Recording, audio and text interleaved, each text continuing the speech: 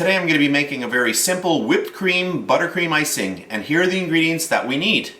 1.5 cups of icing sugar. This is also called confectioner's sugar or powdered sugar.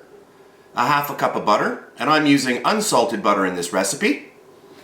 1/8 of a teaspoon of salt, 1 teaspoon of vanilla, and 1/3 of a cup of heavy cream. That's 35% cream. So those are the ingredients, so let's get started. For our first step, I'm going to get my butter right into our bowl. To our butter, I'm going to sift in our icing sugar. Anything that's left, just gently push it through with your finger or the back of a spoon. Okay? And now we're going to cream this together.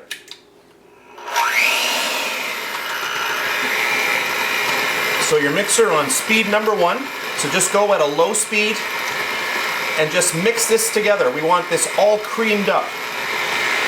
Okay, this is slowly coming together now. I'll add in my salt. And then my vanilla.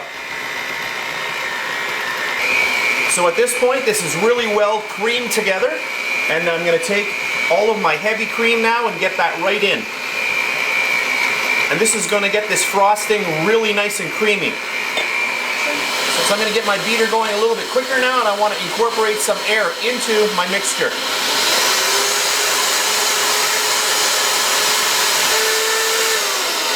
So I've been whipping probably about 3 minutes. I really wanted to whip that cream up. I'll grab a spoon, and I'll show you how nice this is.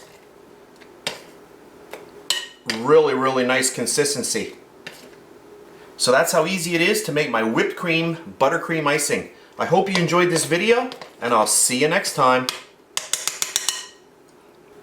Oh, that's really, really good. And please subscribe to my BakeLikeAPro YouTube channel, and also click that notification bell to be alerted every time I upload a brand new video.